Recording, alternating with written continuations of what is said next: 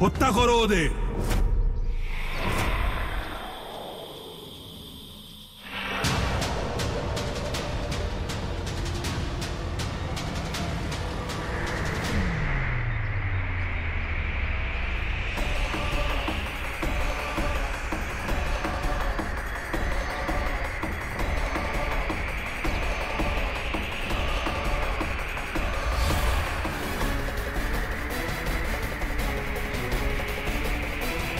কোথায় গেল ওরা দুজন?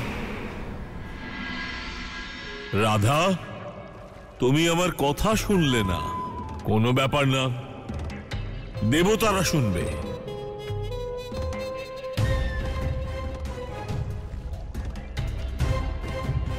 দেবতাগণ, এই সংসারের জল লবণাক্ত হয়ে গেছে।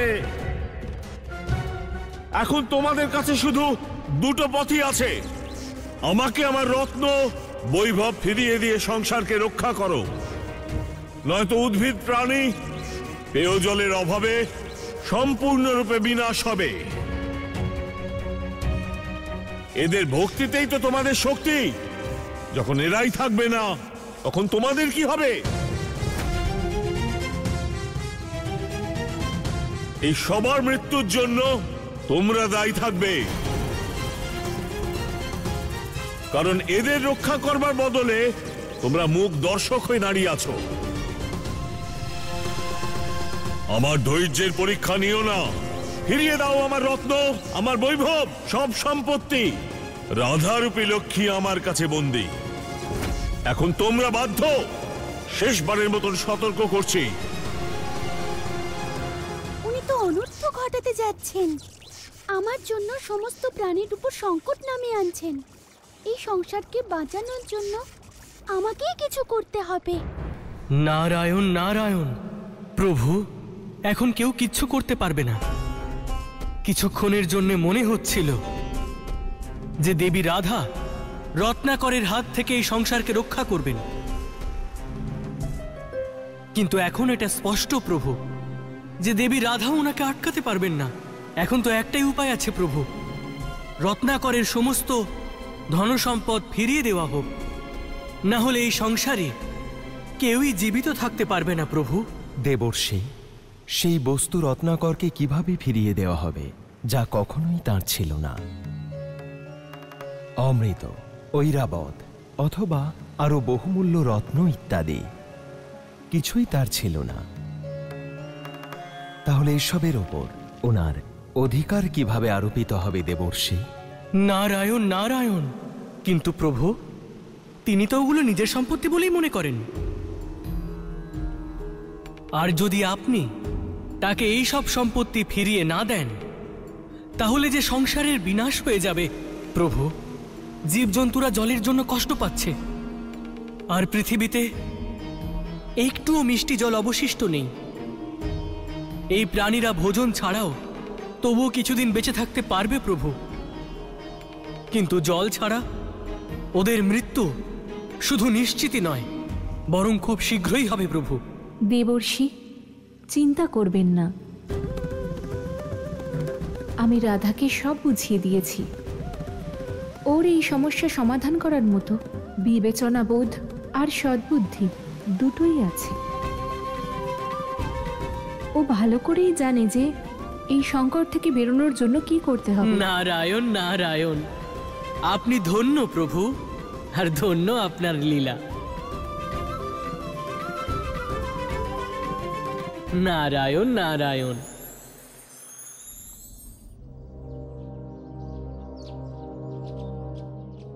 অশ্বগুরু, কি করব এদের? আমরা ওদের মরতে দিতে পারি না অশ্বকন্যা।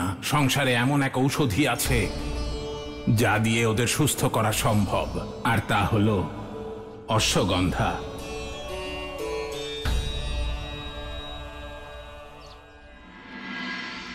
মনে রেখো অশ্বকন্যা, অশ্বগন্ধা তুমি একমাত্র অশ্বলোকেই পাবে। তোমার এতটুকু অসাবধানতা তোমার মৃত্যুর কারণ হতে পারে। তোমাকে অশ্বের সমান তেজি আর চিতার সমান সতর্ক থাকতে হবে। গুরুদেব, আমি অবশ্যই সচেতন থাকব। আপনি চিন্তা করবেন না, অশ্বগন্ধা না নিয়ে আমি ফিরে আসব না।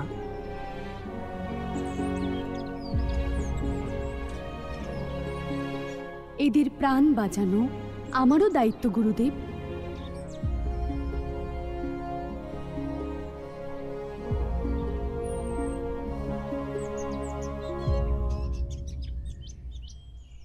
আমার পূর্ণ বিশ্বাস যে তোমরা দুজন কোনো সাধারণ বালক নও। অবশ্যই কোনো ধার্মিক কাজে অশ্বলোকে এসেছিলে। সৌভাগ্যবশত সঠিক সময় সেখানে পৌঁছই, নয়তো অনর্থ হয়ে যেত। ওই অধার্মিক বালাহকের পক্ষে কিছুই অসম্ভব নয়। অশ্বকন্যা, প্রত্যেকবার তুমি আমার পথে বাধা হয়ে দাঁড়াও। আমার সঙ্গে কি শত্রুতা তোমার? সব সময় আমার শত্রুর সাহায্য করতে এগিয়ে যাও। আমারই ভুল যে তোমাকে আজ পর্যন্ত জীবিত রেখেছি। অশ্বরাজ, এই অশ্বকন্যা তো তুচ্ছ, ও আপনার কোনো ক্ষতি করতে পারবে না। সংসারের অধীশ্বর হওয়ার আপনার স্বপ্ন নিশ্চয়ই পূর্ণ হবে। আমরা শীঘ্রই ওই 4 ঋষি বালকের থেকে ওদের ভক্তি ছিনিয়ে নেব, তারপর শুধু মৃত্যু সংবাদের অপেক্ষায়। সংবাদ এবার চলে আসবে। ওই দুজন বালক এতটাই আঘাত পেয়েছে যে ওদের বাঁচা প্রায় অসম্ভব। সে অশ্বকন্যা যতই ওদের সঙ্গে নিয়ে যাক না কেন। আচ্ছা,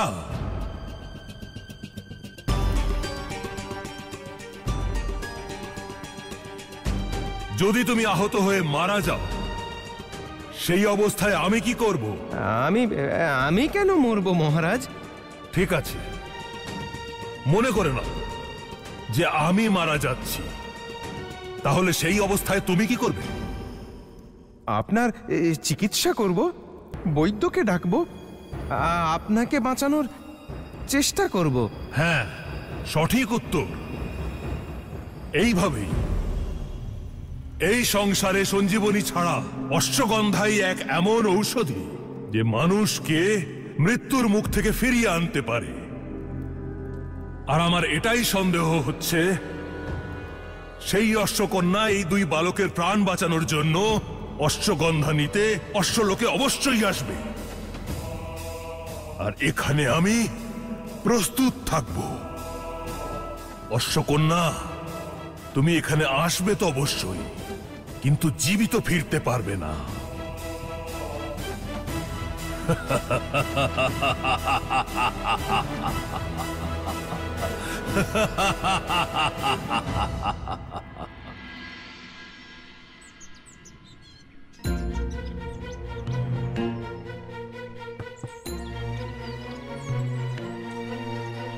যতক্ষণ না অশ্বকন্যা অশ্বগন্ধা নিয়ে আসছে, আমি প্রলেপের অন্যান্য সামগ্রী প্রস্তুত করে রাখি।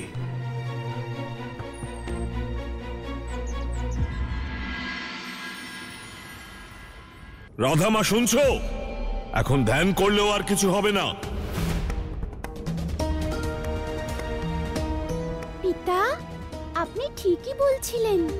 আমারও মনে হচ্ছে যে আপনার সঙ্গে ছলনা করা হয়েছে। সত্যি রাধামা, আমি জানতাম তুমি তোমার পিতার কষ্ট অবশ্যই বুঝবে।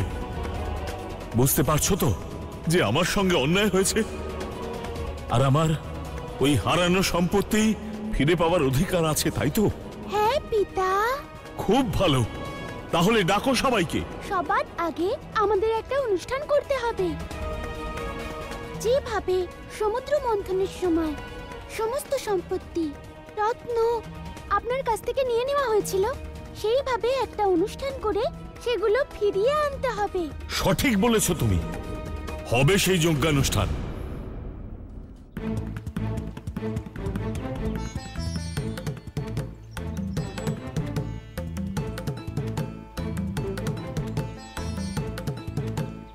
এই কটা পাতাই হয়ে যাবে, আর বিলম্ব করে ঠিক হবে না, না হলে বালকদের প্রাণ সংকটে পড়বে। সংকট?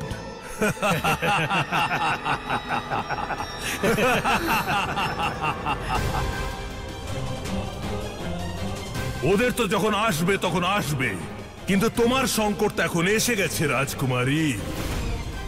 অশ্বরাজ, আজ এই অশ্বকন্যাকে জীবিত ছাড়বো না। ওকে তো আমি সবসময় কৃপা দৃষ্টি দিয়ে দেখেছি, কিন্তু আজ আমার চোখে ওর জন্য শুধু ক্রোধ আছে। ওর মৃত্যু আজই হবে, তাও আমার হাতে।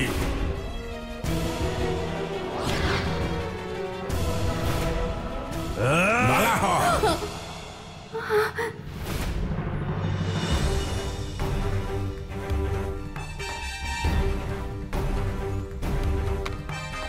অশ্বগুরু জীবিত থাকতে তোমার মতো অধার্মিক অশ্বলোকের কোনো অশ্বের কোনো ক্ষতি করতে পারবে না। তাহলে আমি সবার আগে তোমাকেই মেরে ফেলবো।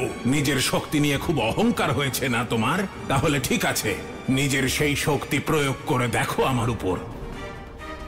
এমনও হতে পারে নিজের শক্তি নিয়ে তোমার ধারণাই পাল্টে গেল। মনে হয় মরার খুব তাড়া আছে তোমার, তাই তুমি আমাকে বোঝাতে এসেছো। এখনো সময় আছে, নিজের পরাজয় স্বীকার করে নাও বালাহক। এখন আর আমি নয়, আমার তলোয়ার বলবে।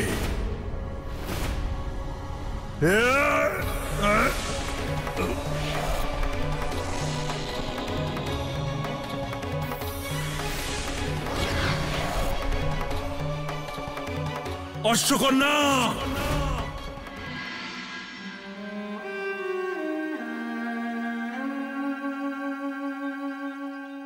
ধৈর্য ধরো, সব ঠিক হয়ে যাবে। বৃষভানু মশাই, ফল ফুল আর নারকেলের সব জল শেষ হয়ে গেছে। মানুষ গাছের পাতা ছিঁড়ে চিবিয়ে খাচ্ছে। আমরা কি এমন দোষ করেছি যে আমাদের সঙ্গে এমন হচ্ছে? এটা ঈশ্বরের কেমন পরীক্ষা! ঈশ্বরের দেওয়া কষ্টে সন্দেহ করতে নেই গিরিধর। এই কষ্টের মধ্যেও কোথাও না কোথাও সম্পূর্ণ সংসারের মঙ্গল লুকিয়ে আছে। তুমি ধৈর্য ধরো। আমার সম্পূর্ণ বিশ্বাস যে এই সংকট স্থায়ী নয়। নিশ্চয়ই ঈশ্বর এই সংকট থেকে বেরোবার কোনো না কোনো উপায় ভেবেছেন।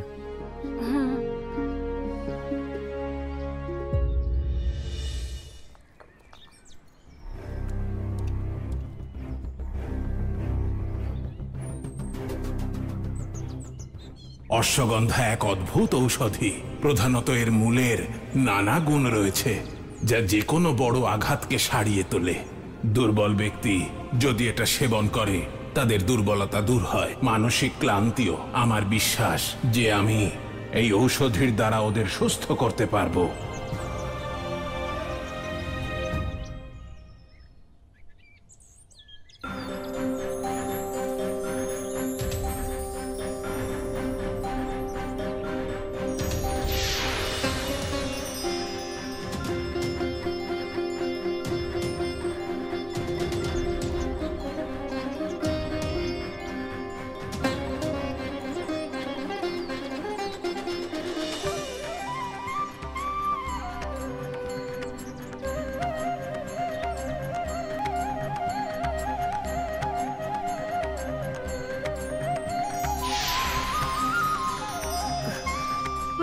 বালাহক, যদি আমার কানাইয়ের কিছু হয় আমি তোমায় জীবিত ছাড়বো না।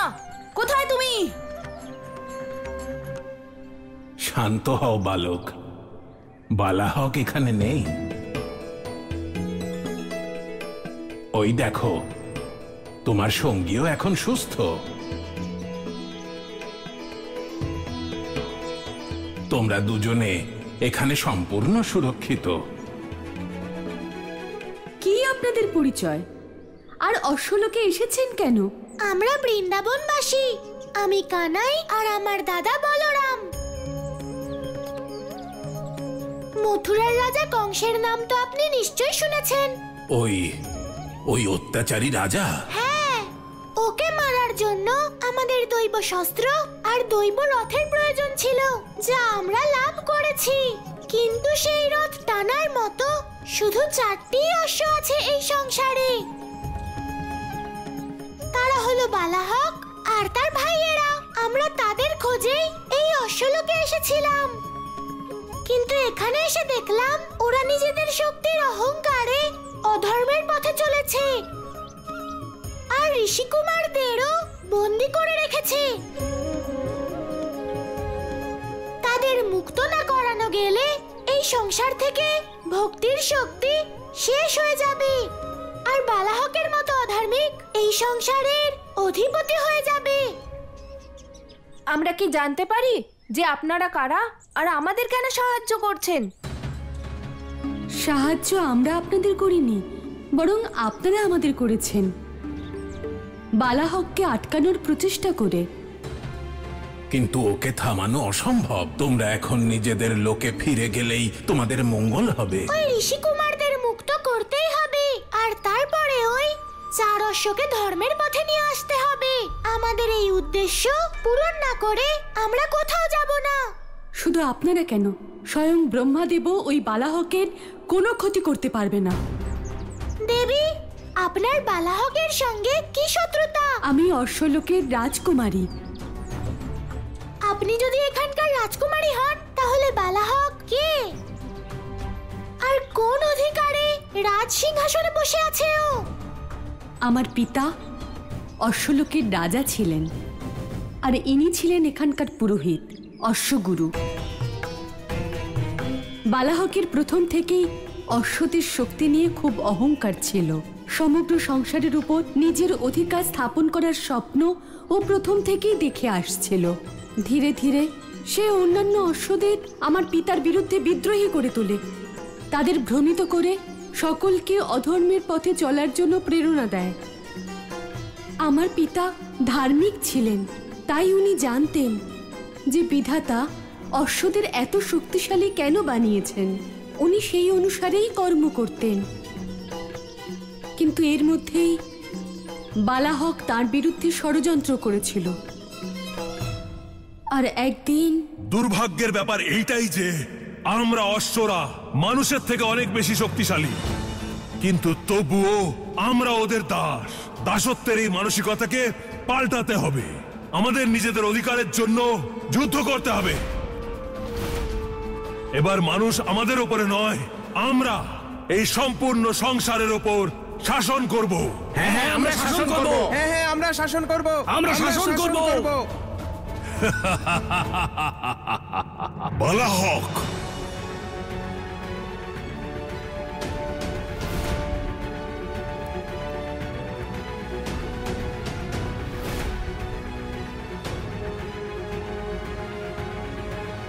বালাহক, এ কোন অধর্মের কথা বলছো তুমি?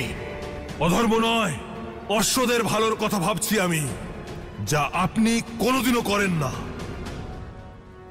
যতদিন আপনি অশ্বলোকের অশ্বপতি আছেন, ততদিন আমাদের এই গ্লানি আর অপমানের জীবন থেকে মুক্তি হবে না। সৈনিকগণ, বন্দী করো এই অধার্মিককে। এ আমাদের প্রজাদের উত্তেজিত করছে।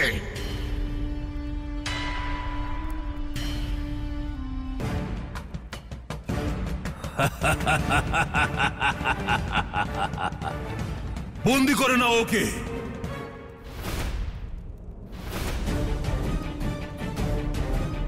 এই পিতা, ছাড়ো আমায়, আমি তোমাদের রাজা। ছাড়ো। এবার ওর বাকি জীবন অন্ধকার কারাগারে কাটবে। বালাহক দেশদ্রোহী, তুমি আমার হাত থেকে রক্ষা পাবে না। তোমাকে বন্দি করতে আমার খুব কষ্ট হবে, কিন্তু কি করব? আর তো কোনো উপায়ই নেই। নিয়ে যাও ওকে আর বন্দি করো কারাগারে। না না পিতা, না। অশ্বগুরু, এই দুরাচারী আমার কন্যাকে যেন ছুঁতে না পারে। এই ধরিত্রীর দিব্যি দিলাম, আর এর সুরক্ষার সম্পূর্ণ দায়িত্ব আপনার উপরই দিলাম অশ্বগুরু। না, আমি আপনাকে ছেড়ে কোথাও যাব না। তোমায় যেতে হবে কন্যা। অশ্বলোকের ভবিষ্যতের জন্য তোমাকে যেতে হবে। না পিতা। নিজেকে প্রস্তুত করো, আর একদিন তোমায় এখানেই ফিরতে হবে। আর ওই পাপীকে হারিয়ে নিজের অধিকার স্থাপন করবে তুমি। যাও কন্যা, নিজের প্রাণ বাঁচাও। চলো রাজকুমারী, আমাদের হাতে বেশি সময় নেই। চলো চলো। যাও। ধরো ওদেরকে।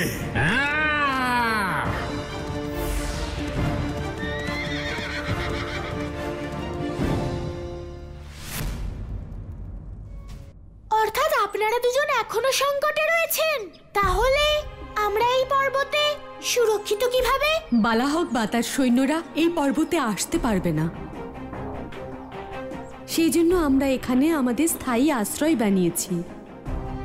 বালাহক আর তার ভাইয়েরা এই পর্বতে আসতে পারবে না, কিন্তু কেন? কারণ একবার বালাহক এই পর্বতে তপস্যায় লীন আমাদের অশ্ব দেবতাকে অপমান করেছিল। তখন উনি বালাহককে অভিশাপ দেন, যদি সে বা তার সৈন্যরা এই পর্বতে আসে সেই মুহূর্তেই তারা পুড়ে ভস্ম হয়ে যাবে। আমরা সমস্যার সমাধান পেয়ে গেছি। বালাহক আর ওর 3 ভাইকে যে কোনো ভাবেই হোক প্রলোভন দেখিয়ে আমরা এই পর্বতে ডেকে আনবো। তারপর কি, ওরা নিজেরাই পুড়ে ভস্ম হয়ে যাবে। দাদা, আমাদের এখানে আসার উদ্দেশ্য কি ছিল? যাতে আমরা আমাদের রথের জন্য 4টে বলশালী অশ্ব পাই। আমরা অবশ্যই সেই উদ্দেশ্যে এসেছিলাম, কিন্তু এখন এখানকার পরিস্থিতি পাল্টে গেছে। আমরা আবার আমাদের আসল লক্ষ্য থেকে সরে যাচ্ছি না তো? দাদা, যাকে সরে যাওয়া বলছো তাকেই শ্রীরাম যাত্রা বলেছেন। ঠিক যেরকম রাবণের বিনাশ করা ওনার অন্তিম লক্ষ্য ছিল, সেরকমই কংসের বিনাশ করা আমাদের লক্ষ্য। তাই এখন যা যা ঘটছে সবই এই যাত্রার অন্তর্গত, এবং এই সমস্ত ঘটনাই অত্যন্ত আবশ্যক। বালাহককে ধর্মের পথে না ফেরালে আমাদের যাত্রা অসম্পূর্ণ থেকে যাবে।